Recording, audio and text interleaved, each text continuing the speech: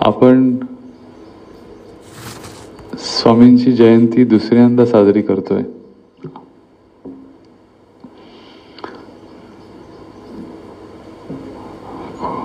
विशेष आहे, भाग्य आपलं की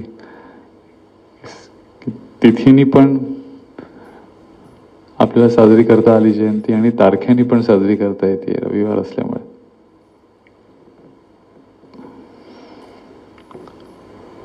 त्यामुळे सहज मनात आलं की आज जयंती असल्यामुळे मग स्वामींच्या संपूर्ण आयुष्याचं सार जे आहे ते म्हणजे ध्यानयोग. विशेष त्यांना प्रेम होतं आणि सगळ्या मंथनातनं जसं नवनीत वर येतं तसं संपूर्ण आयुष्यात त्यांनी अनेक प्रकारांनी स्वतः करून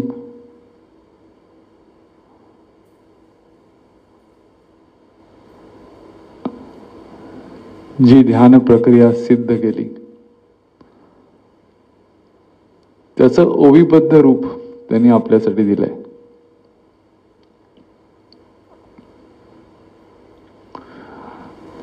स्वामींचं वाङ्मय तर अफाटच आहे.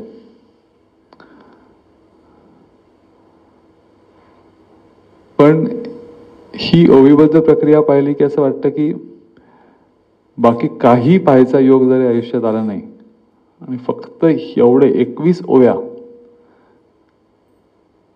संपूर्णपणे हृदयस्थ कंठस्थ करून एखादी व्यक्ती जर राहील आणि त्याप्रमाणे प्रत्यक्ष ध्यान जर करेल तर आयुष्याचं संपूर्ण कल्याण होईल. बाकी दुसरं काही नाही वाचता आलं तरी. इतकं हे संपृक्त कॉन्सन्ट्रेटेड फॉर्म मध्ये आयुष्याच्या इति कर्तव्य त्याचं सोल्युशन स्वामींनी आपल्याला दिलेलं आहे. आता आपण आदित्यच्या मागोमाग म्हटली प्रक्रिया त्याच्यामध्ये शेवटी त्यांनी दिलंच आहे की सद्गुरु प्रणीत ध्यानयोग प्रक्रिया विवरणम संपूर्णम असं आपण म्हटलंय. म्हणजे तसं पाहिलं तर प्रक्रियेचं विवरणच केलंय त्यांनी ओव्यांमध्ये आणि ते इतकं सुलभ आहे की त्याच्यावर अजून काय विवरण करायची गरज आहे. 21 ओव्या जर आपण रोज म्हटल्या तर असं काही वाटत नाही की एखादा शब्द अडतोय आपल्याला कळतच नाहीये म्हणजे काय म्हणायचंय असं खरं तर कुठेच नाहीये. कुठेच काही गुढ गुंजन नाहीये. इतकं सोपं सरळ लॉजिकल फ्लो मध्ये क्रोनॉलॉजिकल काय काय काय काय काय काय होत जातं प्रक्रियेमध्ये. प्रयत्नाचा भाग कुठपर्यंत आहे, प्रयत्नाचा भाग कुठे सुटतो, कुठे कृपेचा प्रांत सुरू होतो, स्पष्टपणे सगळं आहे. पण तरी पण असं वाटतं की जेव्हा आपण म्हणतो तेव्हा प्रत्येक ओवी ही आपल्याशी संवाद साधायला लागते. जर शांतपणे एखादी ओवी घेऊन चिंतनाला बसलं त्यांना काय म्हणायचं असेल या ओवीतनं जेव्हा ती स्फुरली तेव्हा. कारण आपल्याकडे ओवी, श्लोक, सूत्र हे एकदम नक्षल असतात की त्याच्यामध्ये खूप गर्भित अर्थ भरलेला असतो आणि जेवढं तुम्ही शांतपणे त्या ओवीच्या चिंतनामध्ये राहता तेवढं तुम्हाला ते गर्भित अर्थ आतनं स्फुरत जातात की हा असं आहे. आणि त्याच्यामुळे आजच्या एका आपल्या सत्रामध्ये सगळ्या 21 ओव्यांवर विवरण करणं शक्यच नाहीये. पण महत्वाच्या गोष्टी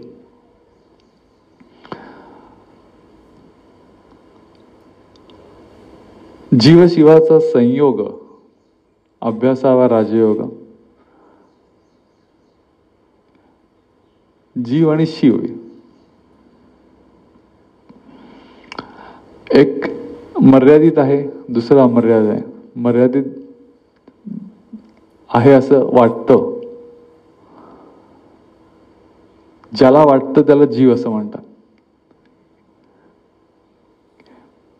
मी देह माझं बंधन, माझं आहे जन्म मरण, असं जे आपल्यापुरतं मर्यादित असलेलं आपलं अस्तित्व आहे, ज्याला व्यक्तित्व म्हणू आपण, व्यक्तिमत्व म्हणू, ते जीवाचं स्वरूप आहे.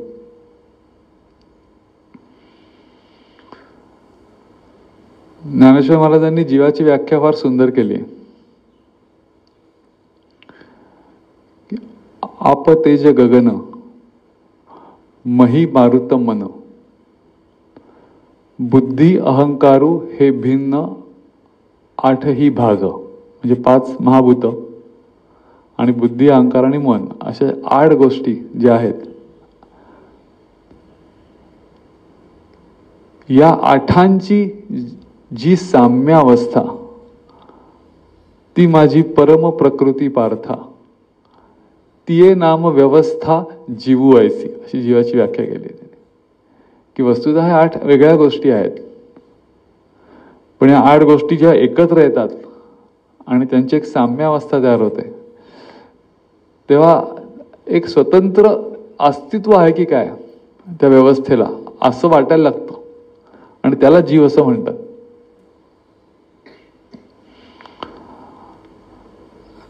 तसं पाहिलं तर जीव हा शब्द आपण खूप वेळा वापरतो. जीवलग म्हणतो आपण, जीवात जीव आला माझ्या जरा.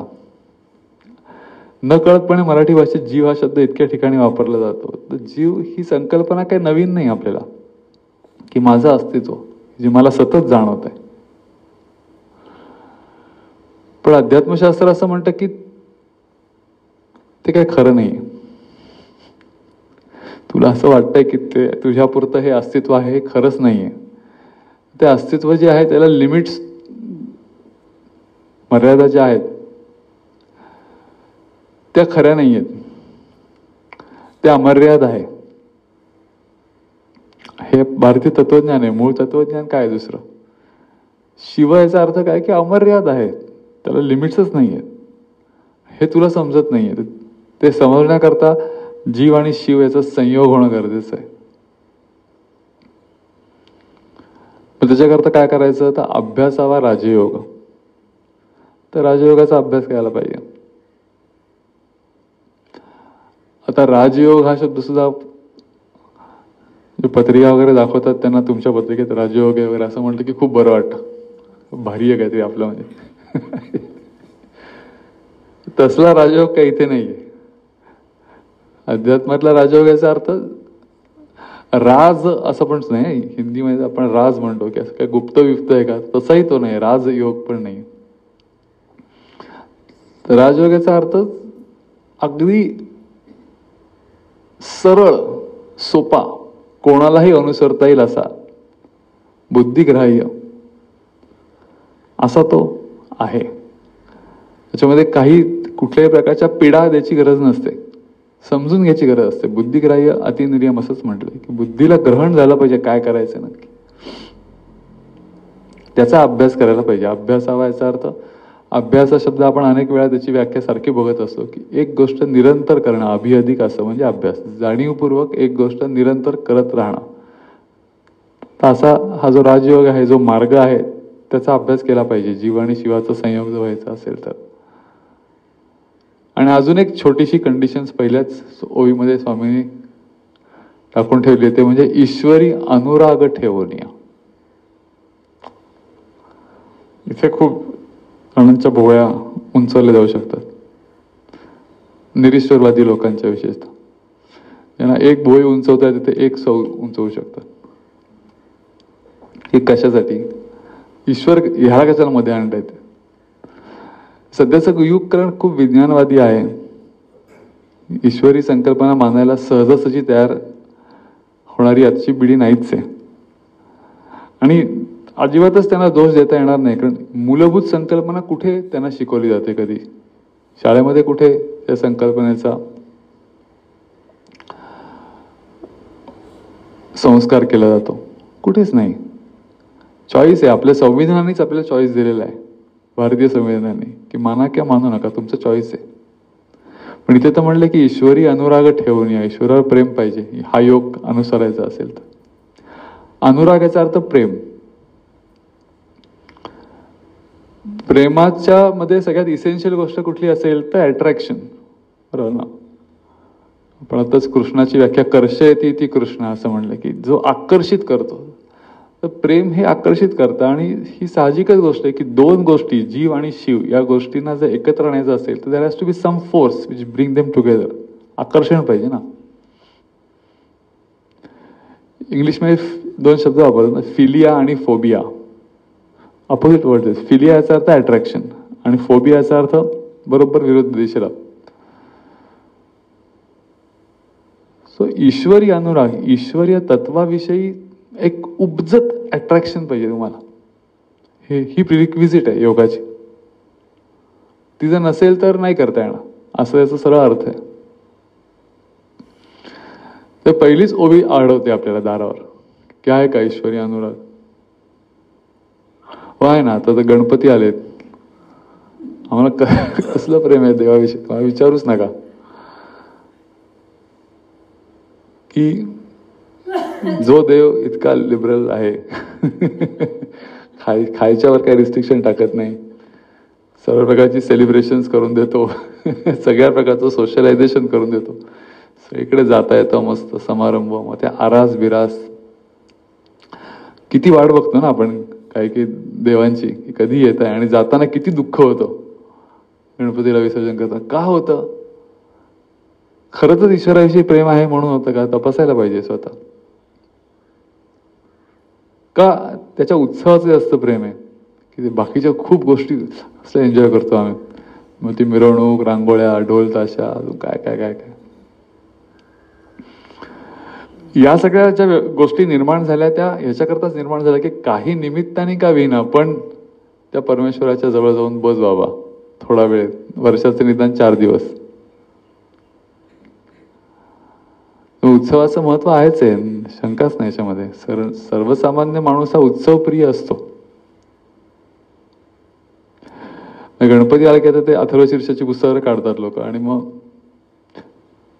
त्वमेव प्रत्यक्षम तत्त्वमसी, त्वमेव केवलम कर्तासी, त्वमेव केवलम धर्तासी, मोठ्या मोठ्या जी गणपतीला सांगताय. जसं काही त्याला माहितीच नाही की मी करताय, मी करताय. त्वम साक्षात आत्मासी नित्यम असं जोरात येईल. बरोबर आहे, गणपती हे ओंकाराचं सगुण रूप मानलेलंच आहे. ज्ञानेश्वर महाराजांनी तर केवढं पहिल्या अध्यायात वर्णन केलंय. पण हे कशासाठी बाबा? ते गणपतीसाठी, तुझ्यासाठी येते. त्वम साक्षात आत्मासी नित्यम हे तू स्वतःला सांगायला पाहिजेस की तू साक्षात आत्मा आहेस. गणपतीला माहिती आहे तो आहे, त्याला सांगू नको. त्या निमित्ताने तुला समजतंय का की ते तत्वच तू आहेस, तूच आत्मरूप आहेस, हे तुला समजून घ्यायची गोष्ट आहे. तीच ही प्रक्रिया आहे की स्वतः आत्मरूप. त्याच्याकरता ईश्वरी अनुराग पाहिजे. आणि हा प्रश्न प्रत्येक जण विचारणार आहे आज. याच्या पुढे जर कोणाला आपण सांगायला गेलो ही प्रक्रिया, तर ईश्वरी अनुराग आम्हाला नाहीये, आम्हाला ध्यान जमणार की नाही, मग काय उत्तर देणार याच्यावर? की आम्हाला काय देवाविषयी प्रेम वाटत नाही, आम्हाला बाकी सगळं आवडतं, सगळं मोदक बिदक खायला आवडतं, पण असं काय परमेश्वराविषयी पर्टिक्युलर असं काही प्रेम नाहीये. तर मग ईश्वर काय आहे ही गोष्ट मग त्याच्या पुढे येते. तत्वज्ञानच काढायचं झालं की एका रूपापुरता मर्यादित आहे का तो, एका नावापुरता मर्यादित आहे का? तर असं नाहीये.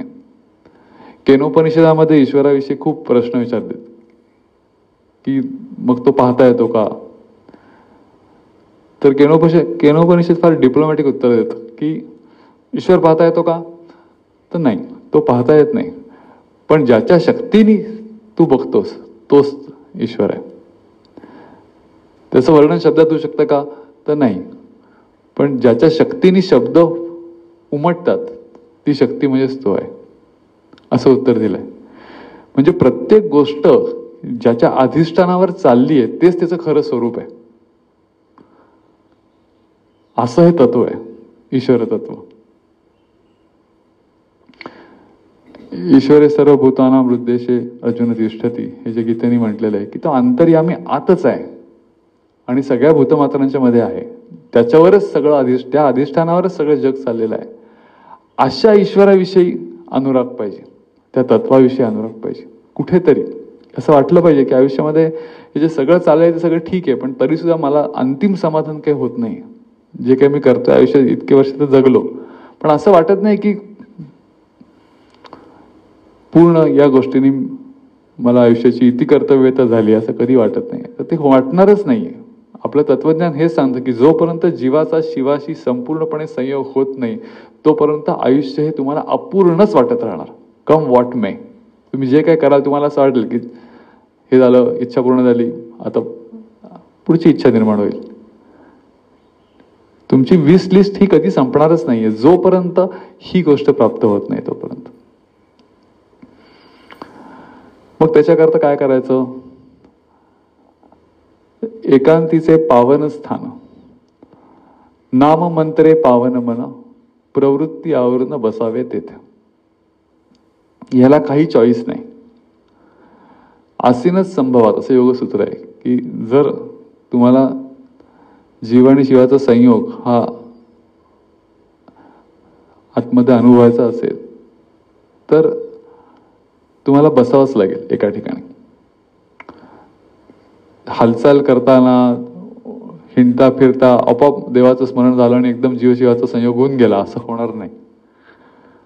याविषयी काही दुमतच नाही. याविषयी काही सगळी योगशास्त्र, ब्रह्मशास्त्र, भगवद्गीता या एका गोष्टीवर एकदम पिन पॉइंटेड आहेत की नाही, बसावं तर लागेलच, आसन स्थिर करावं तर लागेलच.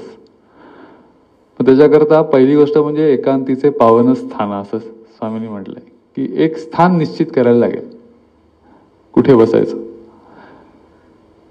तर त्या स्थानामध्ये ते आतमध्ये अनुभवाची गोष्ट आहे ना, एकांत आहे तिथे.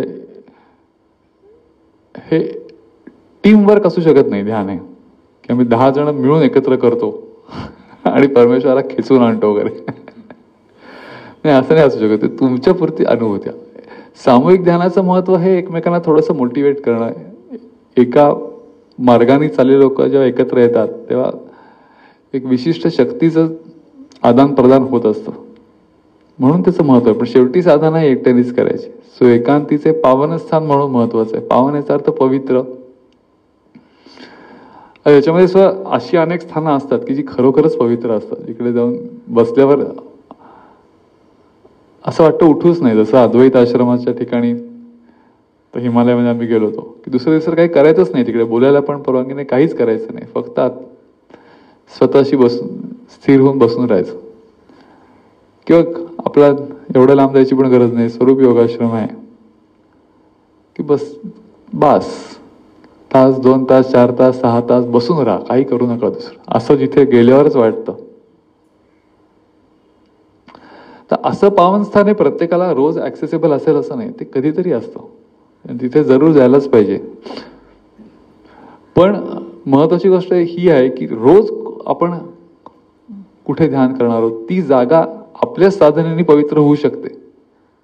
ते आपल्यासाठी एकांतीचे पावनस्थान आहे की आपलंच घर, म्हणजे दुसरं काय. मग त्या घरात कुठे बसायचं हे प्रत्येकाने ठरवायला पाहिजे. शक्यतो ठिकाण एकच असावं आणि वेळ पण अशी पाहिजे की एक निवांतपणा मिळाला पाहिजे. स्थान आणि वेळ ही या दोन गोष्टी प्रत्येकाने ठरवून ठेवलेल्या असल्या पाहिजे. नाम मंत्रे पावन मन. नाम आणि मंत्र यांनी एकदा शरीर आसनस्थ झालं की मग पुढची गोष्ट काय येते, तो मनाचं आसन. मनाचं आसन जसं शरीराचं पावित्र्य आहे तसं मनाचं पावित्र्य आहे. शरीराचं पावित्र्य हे बाहेर शुचिर्भूत होऊन आपण बसतो आणि आंतरशुची, शरीराच्या 2 शुद्धी असतात. आत आणि बाहेर शुद्ध आपण शरीर ठेवलं पाहिजे. तसंच मन जे आहे ते शुद्ध करण्याचा मार्ग म्हणजे नाम मंत्रे पावन मन.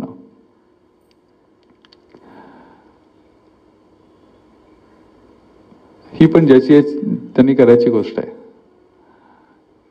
की आपणच नामस्मरण आणि आपणच मंत्रस्मरण करून मनाला पवित्र ठेवायला पाहिजे. प्रवृत्ती आवरून बसावे तेथे. प्रवृत्ती याचा अर्थ इंग्लिशमध्ये इन्स्टिंक्ट असा होतो.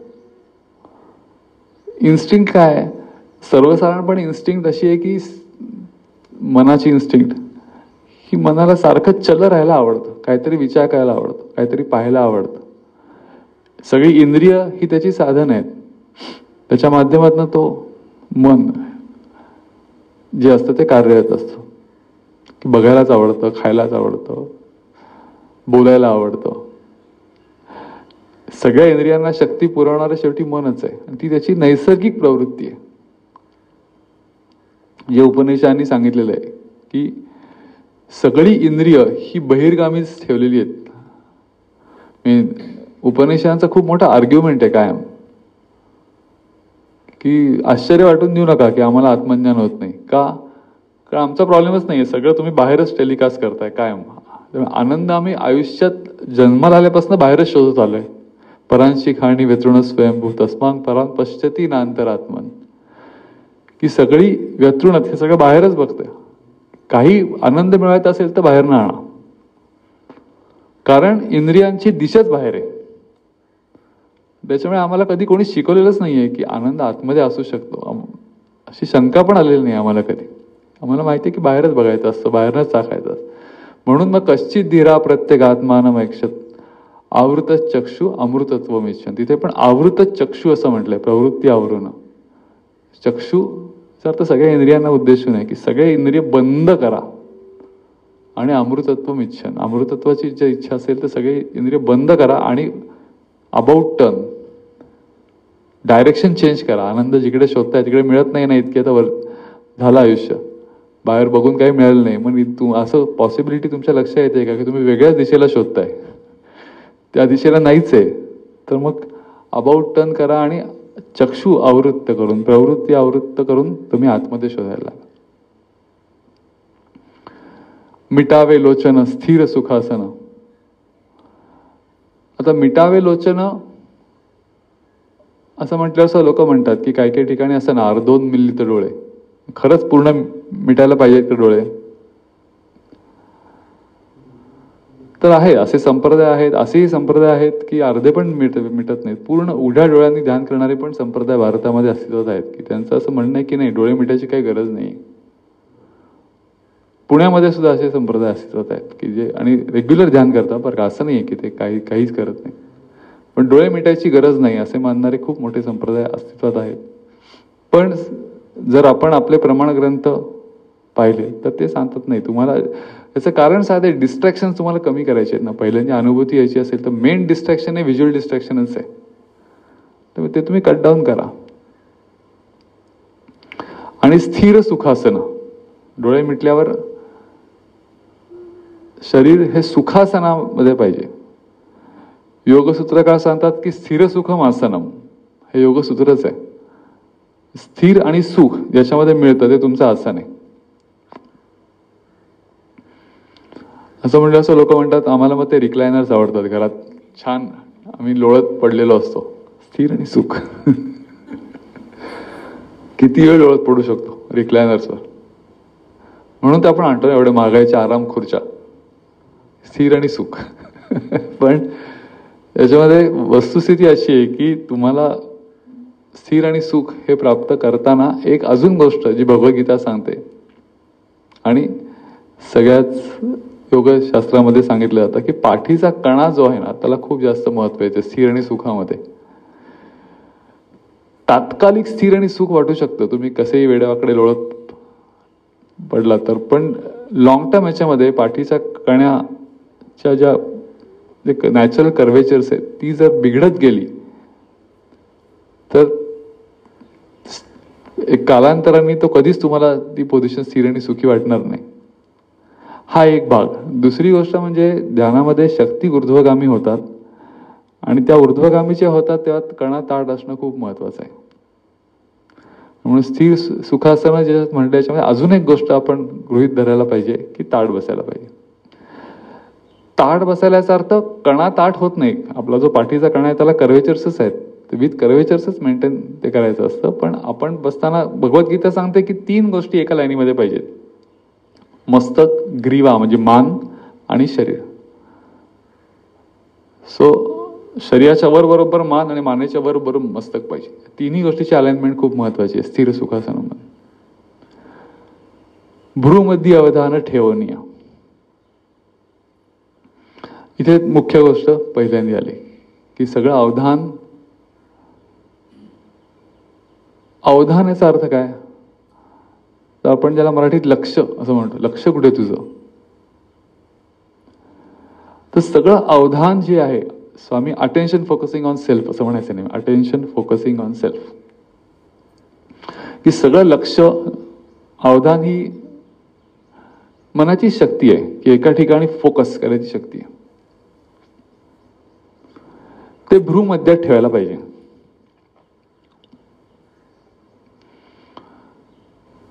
आता भ्रूमध्ये ठेवण्याकरता बरेचशा लोकांना असं वाटतं की भ्रूमध्ये म्हणजे इथे कपाळाच्या मध्ये आहे, म्हणजे मग दोन्ही डोळ्यांनी असं एकत्र करून फिजिकली त्या भ्रूमध्यात पाहायचा प्रयत्न लोक करतात. युजली आपल्याला बायनॉक्युलर विजन आहे, तुम्हाला माहिती असेल. बायनॉक्युलर विजन याचा अर्थ काय, की समजा तुम्ही डावा डोळा काही अंशांनी इकडे वळलात की उजवा आपोआप तेवढ्याच अंशांनी वळतो. दुसऱ्या डोळ्याला चॉईस नाहीये. एक डोळा तुम्ही ज्या अँगलनी वळवाल त्याच अँगलनी बरोबर दुसरा डोळा रोटेट होतो. ज्यांचा तो होत नाही त्याच्यामध्ये वेगवेगळे प्रकार असतात स्क्विंटचे, त्यांना खूप त्रास होतो. पण बायनॉक्युलर विजन इज व्हेरी इम्पॉर्टंट. म्हणजे दोन डोळे एकत्र आणणं हे कष्टदायी असतं अगेन्स्ट द पॅरल ऍक्सिस. आमच्याकडे मेडिकल कॉलेजमध्ये एक होते एक चकणे प्रोफेसर, त्यांना फिश पॉन्ड पडला होता पहिल्याच ह्याच्यात. Your eyes are so attractive that they attract each other. पण तसं अट्रॅक्शन तसं नको डोळ्यांचं. त्यामुळे भ्रूमध्ये अवधान ठेवताना एका प्रकारे आपल्याला भ्रूमध्ये हा इमॅजिनच करायला लागतो. तो प्रत्यक्ष पाहायचा नाही ही गोष्ट तरी लक्षात घ्यायला लागते की इथे आहे आणि ते अवधान आणायचंय. पण अवधान याचा अर्थ दोन डोळ्यांनी जी फोकसिंग करतो ते अवधान नाही. कारण ते अवधानही व्यावहारिक आयुष्यात खूप महत्वाचं असतं. म्हणजे हा फिजिओलॉजीचा भाग आहे थोडा, पण महत्वाचा आहे. की जसं आता मी समजा एखाद्या गोष्टीवर मी लक्ष केंद्रित करायचं म्हटलं की लक्ष मी या बोटावर ठेवलंय समजा, की ते बोटावर आम्ही त्याला व्हिज्युअल ॲक्युइटी असं म्हणतो, की आपल्या दृष्टीपटल जो आहे रेटायना त्याच्यावर एक सगळ्यात महत्वाचा बिंदू आहे. तर सगळी इमेज जिथे माझं लक्ष असतं ती सगळी इमेज त्या स्पॉटवर मेंदू केंद्रित करतो. मग आता समजा मी इथे बघत असताना इकडे काहीतरी हालचाल झाली तर मला कळत नाहीये का, तर मला कळतीये हालचाल झाली कळतीये, पण that comes under peripheral vision. म्हणजे मला जाणीव आहे तिथे काहीतरी झालं, पण माझं लक्ष तिकडे नाही, माझं लक्ष या स्पॉटवर आहे. जसं फोटो काढताना तो पोर्ट्रेट मोड काढतो ना आपण, पोर्ट्रेट मोडवर फोटो काढला की बाकीची बॅकग्राऊंड आपोआप ब्लर होते. तसं व्यवहार याच्यामध्ये असतं की एका गोष्टीवर आपण फोकस करतो, बाकीची गोष्ट असते पण ती ब्लर असते आपल्याकरता. आणि तसं असायला पाहिजे. एक शक्ती आहे ती की मला हवं त्या ठिकाणी मी लक्ष केंद्रित करू शकलो पाहिजे, बाकीच्या गोष्टी ब्लर झाल्या पाहिजेत. ती शक्ती अवधान म्हणून ध्यानामध्ये कार्यरत आहे की बाकीच्या सगळ्या एक्झिस्टन्स हा ब्लर होतो, एकच गोष्ट फोकसमध्ये येते ते म्हणजे भ्रूमध्य. आणि त्या भ्रूमध्यावर अवधान द्यायची क्षमता विकसित करणं हा ध्यानातला खूप महत्वाचा भाग आहे. भ्रूमध्य अवधान, ज्ञानेश्वर महाराजांनी तर म्हटलंच आहे की अवधान एकले देईजे मग सर्व सुखांची पात्र होईजे, हे प्रतिज्ञोत्तर माझे उघड आहे का. सगळ्या सुखांना मी तुम्हाला पात्र करू शकतो, मला काय पाहिजे, एकच गोष्ट मी मागतोय की अवधान एकले द्यायचे, वन पॉइंटेड फोकस पाहिजे. प्रतिज्ञोत्तर माझे उघड आहे का, प्रतिज्ञापूर्वक सांगतात. त्यामुळे मिटावे लोचन स्थिर सुखासन हे झाल्यानंतर भ्रूमध्य अवधान ठेवलं. मग पुढे काय की असावे निवांत. ते आम्ही असतोच निवांत, पण नुसतं निवांत नाही, तर अंतर्मुख मन. निवांतपणी आपण काय करतो ही फार महत्वाची आपल्यासाठी कसोटी आहे. सर्वसाधारणपणे आपण निवांत असतो, आपल्याला विचार करण्याची एक मुभा असते, कम्फर्ट झोन असतो लोकांना.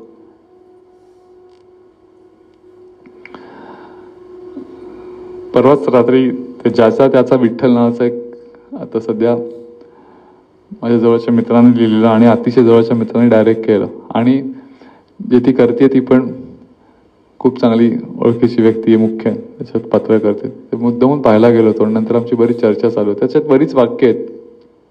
तर एक वाक्य असं आहे की सध्या आपली अवस्था अशी आहे की आपल्याला माणसं सोसत नाहीत आणि एकटे पण सहन होत नाही, तर करायचं काय असा प्रश्न आहे. त्यामुळे निवांतपणा माणसाला हवा असतो, कारण बाकी कोण नाहीये, मी माझा एकटा. पण त्यावेळेला खऱ्या अर्थाने जे करायला पाहिजे तो अजिबात करत नाही. तर काय करतो, तर कुठल्या तरी गोष्टीचा विचारामध्ये आपण मग्न असतो. मला स्वतःची स्पेस हवी असते. कशासाठी, तर मला विचार करता आला पाहिजे. तर ते ध्यानामध्ये नक्की करता येणार नाही आपल्याला. तर निवांतपणा पाहिजे, पण मन अंतर्मुख झालं पाहिजे. अंतर्मुख याचा अर्थच मनाची जी प्रवृत्ती आहे ती विचार करण्याची आहे, ती तुम्हाला बदलायला लागेल. उल्हासे करून स्मरणजीवी. मग पुढची स्टेप काय करायची, तर स्मरण करायचंय आणि ते उल्हासाने करायचंय, म्हणजे आनंदाने करायचंय. जीवानी स्वतःच्या आनंदात राहून उल्हासाने त्याच्या आनंदात स्मरण करायचंय. ते कोणाचं करायचंय, तर संत सद्गुरु स्मरण, भावे देवाचे दर्शन, घेता चित्त प्रसन्न सहजे होय.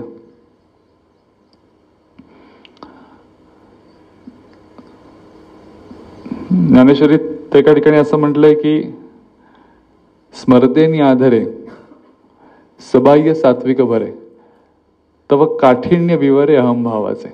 की जर सद्गुरूंविषयी तुमचं प्रेम असेल, निष्ठा असेल, तर त्यांच्या नुसत्या स्मरणाची एवढी ताकद आहे की त्या स्मरणाने संपूर्ण सबाह्य सात्विक भरे, सात्विकता निर्माण होते.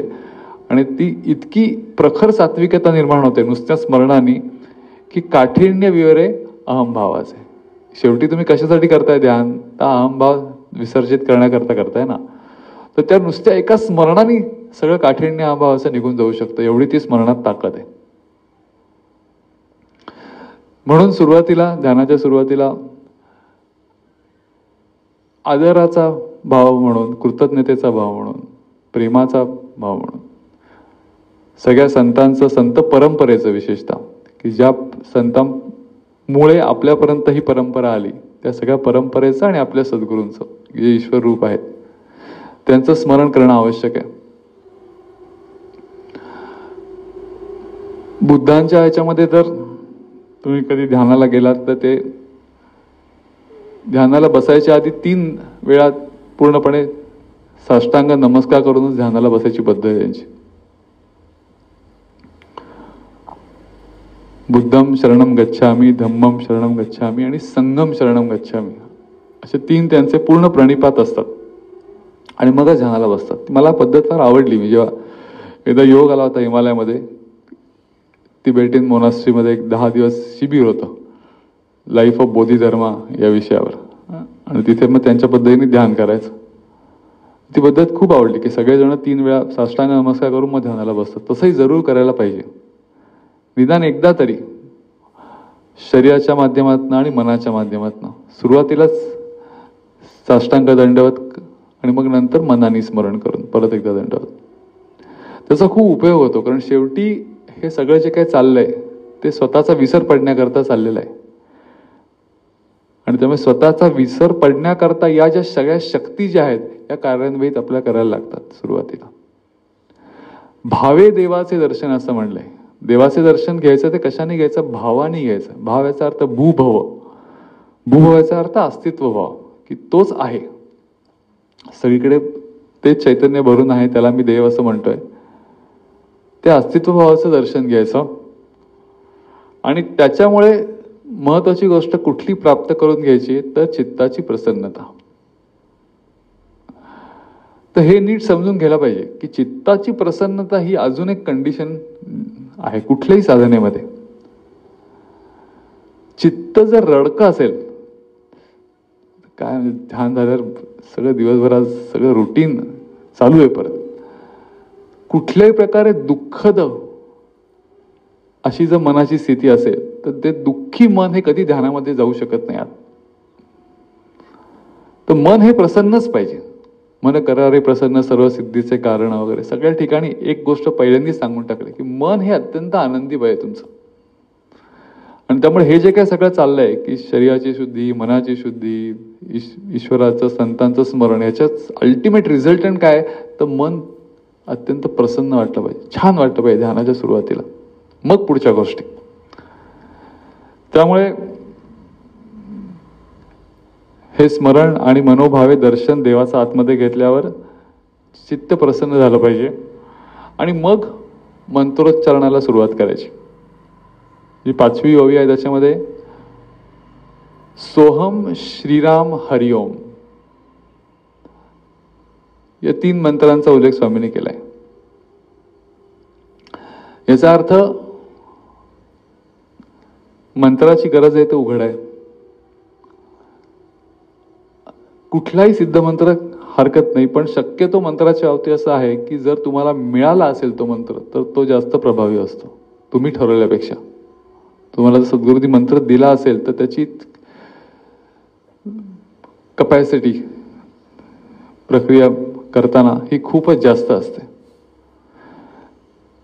त्यामुळे एक तर गुरूंनी दिलेला असावा किंवा तुम्हाला अधिकारी व्यक्तीकडनं तो मिळालेला असावा, काहीतरी एक असायला पाहिजे. मंत्रे करावे ईशस्मरण, मंत्राच्या याच्या माध्यमातून ईशस्मरणच करतो आपण. मंत्र याचा अर्थच मननात त्रायते येती मंत्र, अशी मंत्राची व्याख्या आहे की ज्याचं सतत मनन केल्यामुळे त्रायते, याचा अर्थच जे काही तुमचे प्रॉब्लेम्स आहेत, आता सध्याचा ध्यानामधला प्रॉब्लेम हा मला माझ्या वृत्तींचा उपशम करायचा आहे, विचारांचा उपशम करायचा आहे, तर तो उपशम करण्याकरता जो सहाय्यभूत होणार आहे तो मंत्र आहे. असं कसं काय मंत्र सहाय्यभूत होईल अशी शंका परत विचारू शकतात की असं काय मंत्र सहाय्यभूत होतो का. बरोबर आहे, शंकाचे विचारतात. त्यांनी मंत्र कधी उच्चारला नसेल तर त्यांना अशी शंका येणं स्वाभाविक आहे. ज्यांनी एक केलंय, समजा गायत्री मंत्राचा जप केलाय रोज काही दिवस, असे प्रश्नच पडणार नाही की मंत्रामध्ये किती ताकद असते. मग दुसरं काही का करू नये, हेच मंत्र का. आपल्याकडे सिद्ध आहेत असं म्हटलं जातं की काही मंत्र आहेत ते सिद्ध केलेले आहेत, त्याचा प्रभाव हा लवकर पडतो म्हणून ते मंत्र आहे. म्हणजे असा प्रश्न एकदा विचारला होता स्वामींना की मंत्रच म्हणायचा ना, एकच नाव घ्यायचं, मी माझंच नाव घेतो, होणार नाही का माझ्याच नावाचं मी 108 वेळा जप केलं तर, कारण माझं माझ्या नावावर खूप जास्त प्रेम आहे. तर होईल, स्वामी म्हटलं ते होईल, पण सिद्ध मंत्र पाहिजे. सिद्ध याचा आता टाइम टेस्टेड. म्हणजे जसं आता उदाहरणार्थ की आपल्याला काय मोबाईल घ्यायचा आहे, तर मोबाईल घ्यायचा तर तुम्ही कुठला मोबाईल घ्याल, तर ऑब्व्हियसली जे ब्रँडेड आहे तेच घेता ना. म्हणजे काय समजा काय आयफोनवर प्रेम असेल किंवा काय OnePlus, जो कुठला असेल, रेडमी, तुम्हाला माहिती ही कंपनी अनेक वर्ष मोबाईल करते, चांगले असतात, त्यांनी जे काही दाखवले त्याप्रमाणे ते फीचर असतात. समजा तुम्ही मोबाईलच्या दुकानात गेलात आणि एखादा बाहेर माणूस उभा आहे आणि तो सांगायला लागला की मी काय बाबा स्टीव्ह जॉबचा गुरु आहे, मी भारी जास्त घरी मोबाईल बनवलेला आहे आणि मी खूप कमी किमतीत देतो, त्याच्यापेक्षा जास्त फीचरवाला देतो. स्वतःची क्वालिफिकेशन जरी त्या माणसाने दाखवली तर कुठला घ्याल तुम्ही मोबाईल? आतमध्ये जाऊन स्टोअरमध्ये आयफोन घ्याल का त्या माणसाकडचा घ्याल? म्हणजे कदाचित तो माणूस म्हणेल तर खरंही असू शकेल की त्याचा भारी पण असू शकेल, पण सध्याच्या काळामध्ये ब्रँड व्हॅल्यू ज्याला म्हणतो ना आपण, की ब्रँड हा आपोआप तयार होत नाही. वर्षानुवर्ष अनेक लोकांनी केलेल्या मेहनतीचा, रिसर्चचा, क्वालिटीचा, सातत्याचा परिणाम म्हणून तो तयार होतो ना, म्हणून तो त्याला व्हॅल्यू. तसंच मंत्र एका प्रकारचे ब्रँड्स आहेत आपल्याकडचे, स्पिरिच्युअल ब्रँड्स, जे सिद्ध झालेले आहेत. अनेक सिद्ध पुरुषांनी शतकोनशतक हजारो वर्ष ते म्हणून सिद्ध केलेले आहेत. त्यामुळे तुम्हाला बाकी काही करायची गरज नाही, जस्ट बिलीव्ह इन देम, हे म्हटलं की होणार आहे. त्यामुळे आपण तर ओंकार सामूहिक मंत्र म्हणून म्हणतो, कारण भगवद्गीता आणि योगशास्त्रामध्ये ज्याचा उल्लेख केलेला आहे बीज मंत्र म्हणून, तस्य वाचक प्रणव, असं योगसूत्र सांगतं की एक ईश्वर आहे आणि त्याचा वाचक म्हणजे त्याचा सध्याच्या भाषेमध्ये स्पोकमन, की कोणाच्या माध्यमातून तो बोलतो, तो प्रणवाच्या माध्यमातून बोलतो. प्रणव म्हणजेच ओंकार, आणि म्हणून त्या ओंकारावर सगळं लक्ष केंद्रित करा असं योगशास्त्र सांगतं. म्हणून आपल्याकडे सुद्धा कुठलाही मंत्र म्हणायच्या आधी ओम असं म्हणून आपण तो मंत्र म्हणतो, की ओम असं म्हणलं की तो मंत्र होतो पूर्ण, नाही तर त्याशिवाय तो मंत्र होत नाही. तर असं मंत्र स्मरण करून मग त्याच्यानंतर पुढची गोष्ट काय आहे, स्वस्वरूपी ईश्वर जाण स्मरणासवे. ही एक पुढची महत्वाची गोष्ट आहे, की मंत्र मी म्हणतोय पण बुद्धीच्या माध्यमातनं ही गोष्ट मला आधीच पकडून ठेवायची आहे, की मंत्रामध्ये ईश्वर आहे का, तर नाही. तर ईश्वर हा मंत्राच्या साह्यानेच मला मिळणार ही गोष्ट आहे, पण तो मंत्रामध्ये नाहीये, तो स्वतःचं रूपच आहे, स्वस्वरूपी ईश्वर जाण.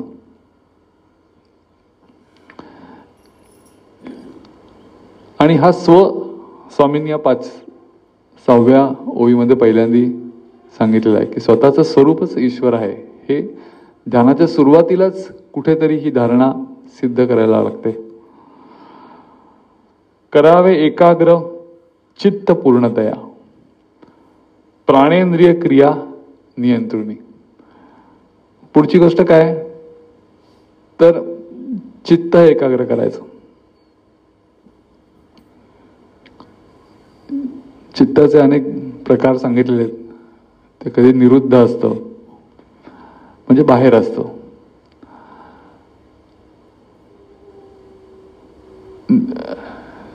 क्षिप्त असतं. निरुद्ध याचा अर्थ थांबलेलं, क्षिप्त असतं, विक्षिप्त असतं, निरुद्ध असतं, एकाग्र आणि उपराम, अशा 5 अवस्था सांगितल्या. क्षिप्त आणि विक्षिप्त हे चित्त आपल्याला नको आहेत, कारण ती सारखी बाहेर जाणारी असतात. निरुद्ध याचा अर्थ थांबलेलं चित्त. पण चित्त निरुद्ध करण्याकरता आधी ते एकाग्र व्हायला लागतं. आता याच्यामध्ये सुद्धा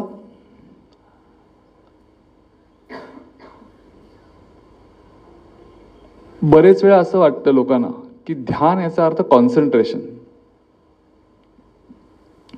योगस्तु चित्तवृत्ती निरोधा ही व्याख्या आपण सांगतो की चित्तवृत्तींचा निरोध, मग चित्तवृत्ती थांबणं ही योगाची प्रिरिक्विजिट आहे. असं जरी सांगत असलो तरी खूप वेळा शाळा कॉलेजेसमध्ये हे सांगितलं जातं की तुम्ही ध्यान करा, त्यांनी तुमचं कॉन्सन्ट्रेशन वाढेल. तर बरोबर आहे, कॉन्सन्ट्रेशन वाढतं कारण एकाग्र चित्त लागतंच. पण एकाग्र चित्त ही प्रिरिक्विजिट आहे ध्यानाची, तो एंड रिझल्ट नाहीये. कारण बरेच वेळा असं होतं की नुसतं चित्त एकाग्र करत तुम्ही जर बसलात तर शेवटी डोकं दुखायला लागतं पण ध्यान होत नाही. त्यामुळे हे नीट लक्षात घ्यायला पाहिजे की चित्त एकाग्र करायचंय, त्याच्याशिवाय ध्यान सुरू होणार नाही. पण dhyan is not equal to concentration of mind, ही फार महत्वाची गोष्ट आहे. प्राणेंद्रिय क्रिया नियंत्रणी, प्राण आणि इंद्रियांच्या क्रिया याचं नियंत्रण करावंच लागतं. कारण एकाग्रतेपासून डिस्ट्रॅक्ट आपल्याला कोण करतं, तर इंद्रियच करतात. की ध्यान किती करणारे लोक असतात त्यांना असं वाटतं मध्येच उघडून पाहावं डोळे. स्वामी याच्यावर इतके जोक करायचे की लोक येतात ध्यानाला, अजून कोणाला घेऊन येतात आणि मग त्यांचं लक्ष सगळं दुसऱ्या माणसाकडे असतं. बघायला पाहिजे, मी त्याला घेऊन आलोय ध्यानाला, तो करतोय की नाही मला बघायला पाहिजे. तुला कशाला बघायला पाहिजे, तू स्वतःच ध्यान कर ना. त्यामुळे प्राण आणि इंद्रिय यांचं नियंत्रण हे सततच करायला लागतं. श्वासाचे निगमनागमने दीर्घ नादयुक्त प्राणे सोह मंत्र आलंबने प्रारंभावे. मग पुढचा भाग जो येतो तो श्वास. श्वासाचे निगमनागमने, श्वास आत येतोय बाहेर जातोय. ऍक्च्युली श्वासाचं सर्किट असतं पूर्ण. श्वास आणि उश्वास जो असतो, विज्ञान भैरव तंत्र नावाचं एक आपल्याकडे मोठं ग्रंथ आहे विज्ञान भैरव तंत्र, याच्यामध्ये पार्वती आणि भगवान शंकर यांचा संवाद आहे सगळा. आणि ती एकच प्रश्न त्यांना विचारते आणि प्रत्येक वेळेला तो प्रश्न जरी सारखा असला की कुठल्या मार्गाने माणसाच्या आयुष्याचं कल्याण होईल तो मार्ग मला सांगा, आनंद होईल मला सांगा, जीवा शिवस्वरूप होईल ते मला सांगा, असा एकच प्रश्न ती 108 वेळा विचारते. पण त्याच्या उत्तरामध्ये भगवान शंकर 108 वेळा वेगवेगळी टेक्निक सांगतात, फक्त कधी त्याचं उत्तर देत नाही. असं ते विज्ञान भैरव तंत्र आहे. 108 डिफरंट टेक्निक्स. आणि त्याच्यातली बरीचशी टेक्निक्स ही श्वासावर आधारित आहेत. त्यांनी सांगितलं की श्वास आत येतो आणि बाहेर जातो. तो अनेक बिंदूंना, त्यांनी बिंदूंची संख्या पण सांगितली, ती स्पर्श करत जातो. ते सगळ्या बिंदूंविषयी तुला अवेअर राहायला पाहिजे पार्वती. किती ठिकाणी तो स्पर्श करत आत जातोय आणि किती ठिकाणी परत स्पर्श करत बाहेर येतोय. आपल्याला साधा श्वास कुठल्या नागपुडीने घेतला असं विचारलं तरी सुद्धा घेऊन पाहायला लागतो की थांबा सांगतो कुठल्या याच्यात, कारण युजली माणसाची एकच नागपुडी एका चालू असते, डावी किंवा उजवी. तर श्वासाची गमनागमने दीर्घ नादयुक्त प्राणे हे करताना एक अवेअरनेस डेव्हलप व्हायला पाहिजे. सगळं फोकसिंग श्वासावर करतो आपण.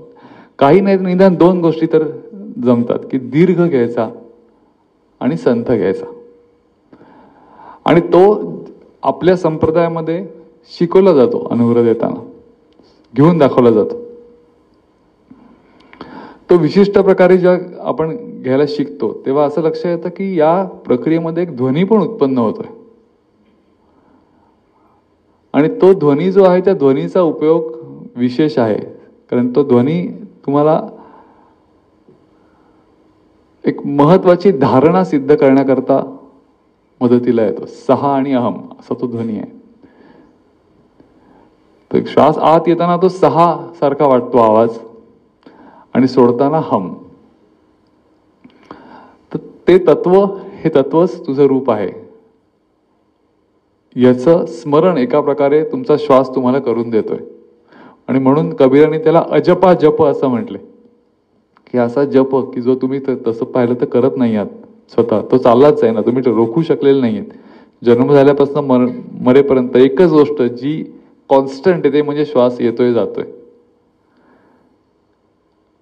फक्त तुम्हाला लक्ष यायचंय त्याच्याकडे की तो कसा चाललाय. आणि थोडंसं श्वास ही अशी गोष्ट आहे की जी जरी कम्प्लिटली इनव्हॉलंटरी म्हणजे पूर्णपणे अनैच्छिक असली तरी पण तुम्हाला तुमच्या इच्छेने त्याच्यामध्ये थोडीशी लुडबुड करायची संधी परमेश्वराने ठेवलेली आहे.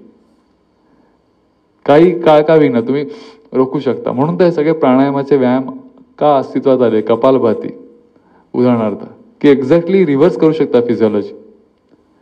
की एरवी घेणं, आतमध्ये घेणं ही ऍक्टिव्ह प्रोसेस समजली जाते आणि सोडणं ही पॅसिव्ह प्रोसेस आहे. कपालभातीमध्ये एक्झॅक्टली उलट करतो आपण, की सोडणं हे ऍक्टिव्ह बनवतो आणि घेणं हे पॅसिव्ह बनवतो.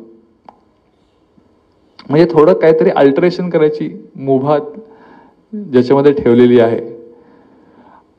ती मुभा आपण घ्यायची सुरुवातीला आणि तेवढ्या करताच घ्यायची की जाणीवपूर्वक बघायचं आणि संथ आणि दीर्घ बघायचं. आणि याचा खूप उपयोग होतो. याचं कारण श्वासाकडे जेवढं आपण अवधान देतो तेवढं आपोआप तुमचं मन हे शांत होत जातं. श्वासाचं आणि मनाचं खूप जवळचं नातं आहे. एरवी सुद्धा जी लोक येतात मानसिक समस्यांनी आणि त्यांना पटकन सोल्युशन काहीतरी द्यायचं असतं, सगळी ध्यान प्रक्रिया तर काही शिकवता येत नाही. उदाहरणार्थ आता पेशंट म्हणून एखादी व्यक्ती येते तर त्याची काय अशी मनोभूमी नसते की मी ध्यान शिकायला आलोय असं, त्याला सांगता पण येत नाही. पण पटकन काहीतरी एक ऑब्जेक्टिव्ह टेक्निक जर द्यायचं झालं तर हे टेक्निक आहे की दीर्घ आणि संथ श्वास घ्यायला शिकवा, की जो फक्त पोटाने चालला पाहिजे. जसं लहान मूल घेतं असं. लहान मूल कधी छाती हलवत नाही, फक्त पोटाने श्वास घेतं. तर दीर्घ आणि संत पोटाने श्वास जर घेत राहिलात आपण तर असं लक्ष येतं की सगळं लक्ष जसं असं त्या श्वासावर आपण केंद्रित करायला लागतो तसं असं आपोआपच मन थांबून जातं. मन थांबवण्याकरता वेगळं काही करायला लागत नाही. आणि म्हणून सगळ्या प्रकारच्या भारतातल्या जेवढ्या ध्यान प्रक्रिया विकसित झालेल्या आहेत त्या सगळ्यामध्ये एक कॉमन गोष्ट जी सापडते ती ही आहे की श्वासाला खूप जास्त महत्व आहे. श्वासाचे निगमनागमने दीर्घ नादयुक्त प्राणे सोहमंत्र अलंबने प्रारंभावी असं स्वामींनी किती घ्या असं सांगितलेलं नाही बघा. सुरू करा. सोहम मंत्र अलंबने प्रारंभावी, पुढे किती अजिबात सांगितलेलं नाहीये. आणि ह्याला फार महत्व आहे. का नाही सांगितलेलं याचं कारण ते व्हेरी होतं. किती श्वास घेतल्यावर मन तुमचं शांत होणार डिपेंड्स. असं काही सांगता येत नाही. काही वेळा तुम्हाला 10 मिनिटं चालायला लागतं, काही वेळा 20 मिनिटं, काही वेळेला असं होतं 2-3 श्वास नंतर कळतच नाही. पण जोपर्यंत मनाची हालचाल शांत होत नाहीये तोपर्यंत श्वासाचं आलंबन, सोहम श्वासाचं आलंबन हे जरूर घ्यायला पाहिजे. होता चित्तवृत्ती क्षीण प्राण तेही होती मंद, तदा मंत्र अनुसंधान स्मरण मात्रे. मग पुढची पायरी काय येते की हळूहळू श्वास आणि चित्तवृत्ती म्हणजे मन हे दोन्ही क्षीण होत जातात. ते व्हायला पाहिजेत हे पण लक्षात घ्यायला पाहिजे. कारण खूप लोकांना त्या सोहम श्वासाविषयी इतकं प्रेम उत्पन्न होतं की ते हे विसरूनच जातात की ध्यान करायचं म्हणजे ही आंतरिक प्रक्रिया करायची गोष्ट आहे. ते 20 मिनिटं मोठ्या मोठ्या आधी सहा हम सहा असे श्वास घेत बसतात आणि इतक्या मोठ्यांनी घेतात की इतरांना ऐकू गेलं पाहिजे आमचा साहस आणि हा आमचा नाद. पण परत ही महत्वाची गोष्ट आहे की सोहमचा श्वास ऐकत राहणं म्हणजे ध्यान नाहीये. आपण ते टूल म्हणून वापरतोय. आलंबन याचा अर्थ आधार, टूल. ते टूल पण सोडायला लागतं. म्हणजे जसं ते रॉकेट लॉन्च होतं की नाही, रॉकेट लॉन्च होताना आपण ते बघतो की वर जाणारा एक छोटाच पार्ट असतो, बाकीचे काय जे प्रोजेक्टाईल जे असतात एक एक एक पडत जातात. तसं हे प्रोपेलंट्स आहेत. आपल्याला वर टेक ऑफ करण्याकरता प्रोपेलंट्स म्हणून आहेत. ते प्रोपेलंट्स पण पडत गेले पाहिजेत. त्यामुळे होता चित्तवृत्ती क्षीण, ते श्वासही क्षीण झाला पाहिजे आणि श्वास क्षीण झाल्याबरोबर लक्षात येतं की मन एक क्षीण होऊन गेलंय. मग पुढची गोष्ट सुरू होते. इथे आंतरिक साधनेला सुरू होते की तिथे मग आता मंत्राचं अनुसंधान फक्त स्मरण मात्रे असं स्वामींनी म्हटलंय. आणि इथे कुठला मंत्र मग, तर इथे सोहम मंत्र अपेक्षित आहे. कारण सोहमचा उल्लेख या प्रक्रियेत 2 वेळा झालेला आहे. बाकी कुठल्याही मंत्राचा उल्लेख 2 वेळा झालेला नाहीये. त्यामुळे श्वास मंद झाल्यावर 6 अहम ह्याचं स्मरण राहतं तुम्हाला. कारण तोच धरून ठेवलेला आहे की ते तत्व म्हणजे मी आहे. या मंत्राने सुरुवात केलेली आहे. तो प्रत्यक्षात आवाज ऐकू येत नाहीये. चित्त थांबून गेलेलं आहे. मन पण शांत, त्याच्यामुळे शांत झालेलं आहे. श्वास पण क्षीण झालेले आहेत. पण स्मरण मात्र राहिलंय त्या बोधाचं. सो सोहम हा बोध आहे असं स्वामी नेहमी सांगायचे, स्वामी माधवनाथ. त्या बोधाचं स्मरण मग राहायला लागतं. भ्रूमध्य मस्तकात दृश्य शून्य अवकाश, तया नाव चिदाकाश वा गगनायचे. भ्रूमध्यामध्ये तो बोध टिकवायचा आहे आपल्याला. दृश्य शून्य अवकाश असं म्हटलंय. याचं कारण असं आहे की दृश्य शून्य या विशेषणाला का महत्व आहे, कारण एक टेंडन्सी असते की आता मी डोळे मिटले, सगळं बंद झालंय, विचार पण बंद झाले, मला खूप शांत वाटतंय, आता काय करायचं, तर आता आत्म्याला बघू आपण.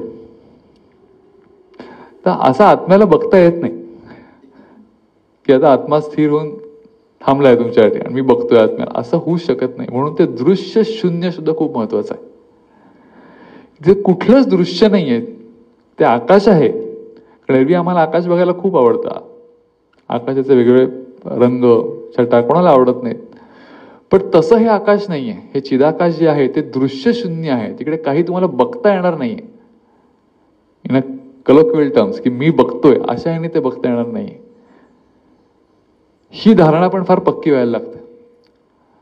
नाहीतर मग खूप चांगल्या चांगल्या साधकांचा इथे मूड जायची शक्यता असते की खूप झालं, शांत झालं, मंत्र म्हटला, बसलो, काहीच दिसलं नाही, काहीच अनुभूती आली नाही. का नाही आली याचं कारण पाहायचा प्रयत्न. पाहायचा प्रयत्न करण्याची मनाची एक टेंडन्सी असते, ती इथे राहते. आणि म्हणून तो दृश्य शून्य शब्द फार महत्वाचा आहे. इथे तू पाहायचा प्रयत्न काही करू नको, काही दिसणार नाही इथे तुला. त्या नावा चिदाकाशा गगनायचे, चित्तवृत्ती निरोधून अवधाना एकवटून चिदाकाशी नेऊन स्थिर करी. परत आता हे काय सांगितलं, आता इथे असं वाटायची शक्यता आहे 11व्या ओळीमध्ये की आधीच सांगितलं होतं ना की अवधान केंद्रित करा, चित्त क्षीण करा वगैरे, तर परत कशाला सांगितलंय चित्तवृत्ती निरोधून अवधान एकवटून? याचं कारण असं आहे की एका विशिष्ट टप्प्यावर जेव्हा ध्यान येतं की मंत्र झालाय, श्वास क्षीण झाले, मन खूप शांत झालंय, मग परत चित्तवृत्तीचा निरोध का लागतो? याचं कारण असं आहे की तिथे माझ्या मनात कुठलाही विचार नाही. आता मी आणि तो, सहा अहम, असं आपण ज्या प्रक्रियेचं चिंतन करत आलेलो आहे किंवा ज्या तत्वज्ञानाचा सारखा विचार केलेला आहे, त्या तत्वज्ञानाचा विचार तिथे फार स्ट्रॉंगली शिल्लक असतो. बघा होतं की नाही ध्यान करताना, की स्वामींनी सांगितले स्वला धरून राहा.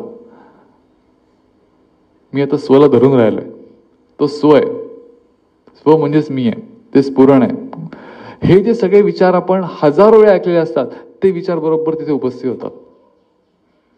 तर ती स्वची अनुभूती असते का? तर अजिबात नाही. स्वच्या विचारांची अनुभूती असते. आणि म्हणून परत एकदा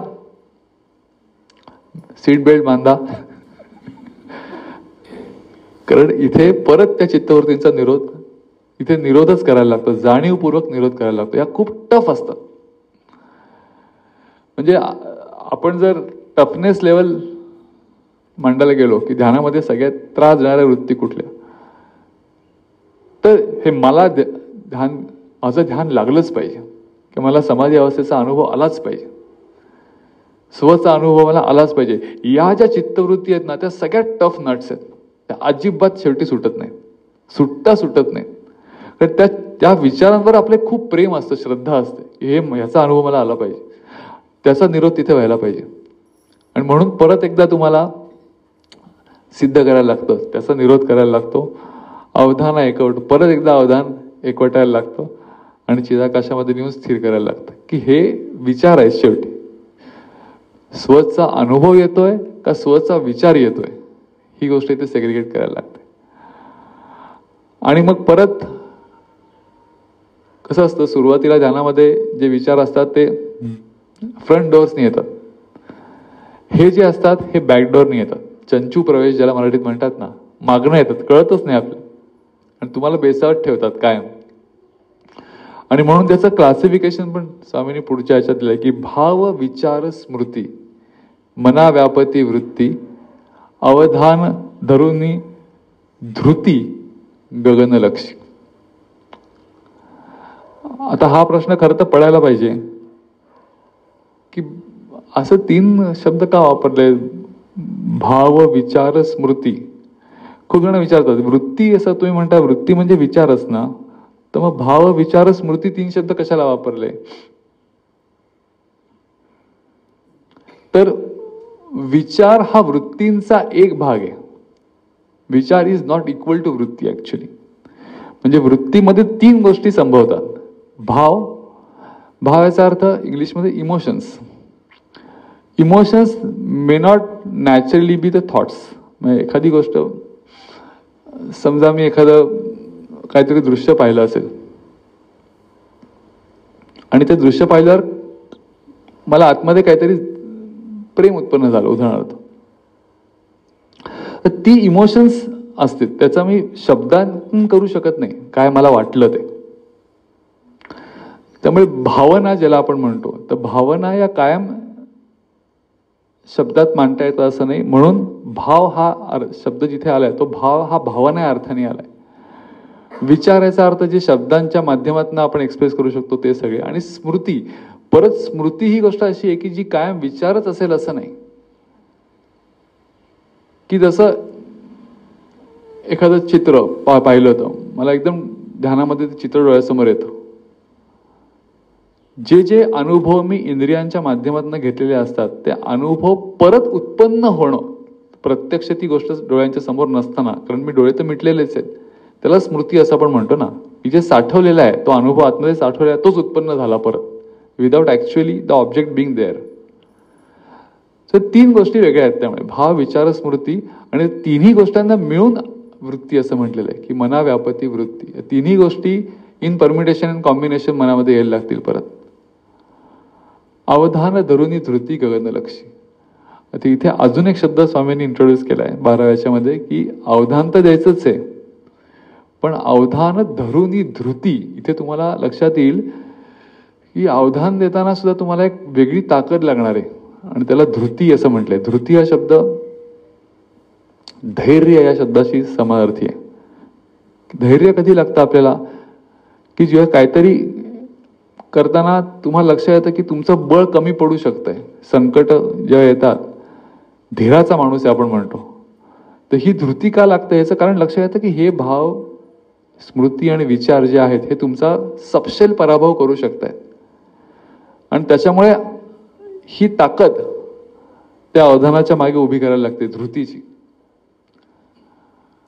म्हणजे स्वामीने एका ठिकाणी म्हणलंय की मतीने जे ठरवलेले आहे ते कृतीमध्ये आणण्याकरता जी शक्ती असते त्याला धृती असं म्हणतात. तर मी खूप ठरवलंय ध्यान करायचं, असं असं करायचं, पण ते प्रत्यक्ष कृतीत येत नाही, कारण ही संकट उत्पन्न होतात. म्हणजे असं लक्षात येतं की बाहेरच्या संकटापेक्षा ही संकट खरंच खूप मोठी आहेत. या विचारांचा सामना करणे ही खूप अवघड गोष्ट आहे, म्हणून ती धृतीची गरज आहे गगनाचं लक्ष ठेवताना. आपण 12व्या श्लोकापर्यंत आलोय. आज वेळ जो आहे त्याच्यामध्ये अजून एक फक्त पुढचं आपण घेऊन थांबू. एक ओवी. प्रतिसादी ना प्रतिकारी, उगार आहे निर्विकारी, राहे वृत्ती व्यापारी साक्षीत्वाने. तर हे भाव, स्मृती, विचार जेव्हा होतात तेव्हा काय करायचं हा खूप प्रश्न असतो, आणि बहुतेक वेळा ध्यानाच्या बद्दलच्या शंका लोकांना येतात, जे प्रश्न असतात त्याच्यामध्ये हाच मोठा अडसर असतो की हे विचार थांबतच नाहीत आमचे. आम्ही किती प्रयत्न केला तरी परत परत खाली खेचतायत, परत परत त्याच्याशी आम्ही आयडेंटिफाय होतोय. म्हणजे हा आयडेंटिफाय होणं आपला नाही. योगशास्त्रामध्ये सुद्धा हे म्हटलं की वृत्ती सारूप्य मित्रत्व. सर्वसामान्य माणसाची अवस्थाच ही असते की वृत्ती सारूप्य मित्रत्व, की तो वृत्तीशी कायम आयडेंटिफाईड असतो. परवा अष्टावक्र गीता जे प्रकाशन झालं त्याच्यामुळे एका ठिकाणी अष्टावक्रांनी स्पष्टपणे सांगितलंय की आत्मतत्व सोडून बाकी कुठल्याही विचारांशी संबंधित असणं हाच विकार आहे असं सांगितलंय अष्टावक्र. हा विकार आहे मोठा सगळ्यात, आणि आपला हाच विकार असतो ध्यानामध्ये की सतत म्हणजे आपल्याला आठवण करून द्यायला लागते स्वतःला की मी ध्यानाला बसलोय. इतकं त्या विचारामध्ये आपण रममाण होतो. आणि विचारांचा प्रॉब्लेम हा असतो की तो आयसोलेटेड येत नाही. एक विचार येतो, मग त्या विचारातनं दुसरा येतो, मग तिसरा येतो, चौथा, अशी ती शृंखला निर्माण होते. आणि ती शृंखला जेव्हा ब्रेक होते आज लक्षात येते की अरे किती वेळ मी विचारच करतोय, हे विसरूनच गेलोय की मी कशाला बसलोय. होतं की नाही? तर मग काय करायचं? तर त्याच्याकरता पुढची ओवी जी आहे की प्रतिसादी ना प्रतिकारी, की सावध राहायला लागतं जेव्हा उत्पन्न विचार होतो तेव्हा. आणि जेव्हा लक्षात येतं पहिला विचार येतोय तेव्हा काय करायचं, तर त्याला प्रतिसाद ऑब्व्हियसली द्यायचा नाही. प्रतिसाद दिला तर तो तुम्हाला घेऊनच जाणार आहे त्याच्याबरोबर, पण प्रतिकारही करायचा नाही. तर प्रतिकार करणं हे एका प्रकारे संबंधित राहणंच आहे. हे कशाला आला असा विचार, असा कसा विचार माझ्या मनात आला, असंही म्हणायचं नाही. ज्ञानेश्वर महाराजांनी राजविद्या राजगुह्य योगामध्ये हे खूप छान सांगितलंय की तहानाचे लागता झटे तेव्हा अधिकच पाना फुटे, तेने रोष प्रेम दुणवटे पडयंता चेनी, असं म्हटलंय. की जसं लहान बाळ असतं, आई जेव्हा त्याला दूध पाजत असते तेव्हा ते लाथा मारतो जोरात, आणि ते लाथा मारल्यामुळे आईला अजूनच त्याला दूध पाजावं असं वाटतं. म्हणजे ऍक्च्युअली लाच मारणे चांगली गोष्ट आहे का, बाळ सोडून कोणी लाच मारली तर प्रेम वाटणार नाही, पण त्या स्वतःच्या बाळाच्या लाथांमुळे जो रोष उत्पन्न होतो त्याच्यामुळे प्रेम दुणवटे, असं ज्ञानेश्वर महाराजांनी म्हटलं. त्यामुळे अजूनच प्रेम उत्पन्न होतं. म्हणजे याचा अर्थ असा, म्हणजे मला आठवतंय ज्ञानप्रबोधिनीमध्ये एकदा एका वर्कशॉपला आम्ही गेलो होतो, तेव्हा एका स्पीकरने विचारलं होतं की प्रेम तुम्हाला माहिती आहे तर प्रेमाच्या विरुद्ध शब्द सांगा. तर बहुतांश लोकांनी सांगितलं द्वेष. ते म्हणले चूक. तर का नाही, प्रेमाच्या विरुद्ध द्वेषच आहे की. ते म्हणले प्रेमाच्या विरुद्ध खरा शब्द हा नॉन कन्सर्न आहे. इंग्लिशमध्ये सांगितलं त्यांनी, what is opposite to love, opposite to love is non concern, असा शब्द सांगितलं. का? याचं कारण कुठल्याही प्रकारची रिॲक्शन जेव्हा तुम्ही देता तेव्हा एका प्रकारे तुम्ही संबंधात असता. म्हणजे एखादी व्यक्ती मला आवडत नाहीये असं तुम्हाला वाटतं, पण ती प्रतिकूल वागते म्हणून आवडत नाही, उद्या ती अनुकूल वागायला लागली तर कदाचित तीच व्यक्ती तुम्हाला आवडायला पण लागेल. तर मग खऱ्या अर्थाने तुम्ही प्रेमाच्या पलीकडे जाण्याचा अर्थ काय व्यावहारिक पातळीवर, तर कन्सर्नच नाहीये, काही का करेना, मला संबंधच नाहीये. सो नॉन कन्सर्न किंवा उपेक्षा शब्द आपल्याकडे वापरलाय. कम्प्लिटली उपेक्षित केलेलं आहे मी त्याला, कसंही वागू दे, मी संबंधित होऊनच राहणार नाही. असं जसं आहे तसं त्या विचारांच्या बाबतीत झालं पाहिजे. कुठले का विचार असतोय, मी स्वागतही करणार नाही, त्यांना जाई म्हणणार नाही, काहीच करणार नाही. I am not concern. असं संबंधित न होता राहता येतं का ध्यानाच्या मध्ये? त्याला साक्षीत्व ही शक्ती आहे, साक्षीत्व निर्माण करायला लागतं. रामकृष्ण परमहंस म्हणायचे की जसं तुम्ही घरात बसल्या, घराचं दार उघडं आहे आणि बाहेरनं कोणी अतिथी आला, पाहुणा आला आणि तुम्ही असं नुसतं त्याच्याकडे स्टक लावून पाहत बसला, त्याला कळतच नाही की हे काय, म्हणजे नाही आपण यावंसं वाटतोय का जावंसं वाटतंय. आणि मग ते थबकतील उंबरठ्यातनं आणि मग ते नुसतेच बघतील आणि निघून जातील. तसं तुम्ही तुमच्या वृत्तींकडे पाहायला शिकलं पाहिजे की या असंही म्हणायचं नाही किंवा कुठल्याच प्रकारे रिॲक्ट करायचं नाही. तर हे जे डिस्टन्स क्रिएटिंग आहे त्याला त्यांनी राहे वृत्ती व्यापारी साक्षीत्वाने असं म्हटलंय. प्रतिसादी ना प्रतिकारी, उगार आहे निर्विकारी. उगा याचा अर्थ उगीच असं आपल्याला वाटू शकतं, पण उगा याचा अर्थ विदाऊट एनी रिझन असा मराठीत पण तोच अर्थ आहे की काही कारण नाही पण तसं राहायची क्षमता. निर्विकारी शब्द आहे. निर्विकार याचा अर्थ विकार कधी उत्पन्न होतो तर मी संबंधित होऊन राहिलो तर विकार उत्पन्न होतो. आणि म्हणून वृत्तींविषयी धोरण काय पाहिजे ध्यानामध्ये की निर्विकार आहे, त्यांना मी कुठल्याही प्रकारे कॉपरेट करणार नाही, नॉन कॉपरेटिव्ह. आणि ही ध्यानातली सगळ्यात महत्वाची गोष्ट आहे. हा साक्षीभाव म्हणजे सद्गुरू जगी वासुदेवांच्या तुम्ही मेडिटेशनच्या हे ऐकले असतील तर त्यांनी तर एवढंच सांगितलं की क्रिएटिंग डिस्टन्स इज मेडिटेशन. बाकी दुसरं काहीच पुढे ते बोलत नाहीत. मेडिटेशन म्हणजे काय असं विचारल्यावर ते म्हणतात just create a distance, that is meditation.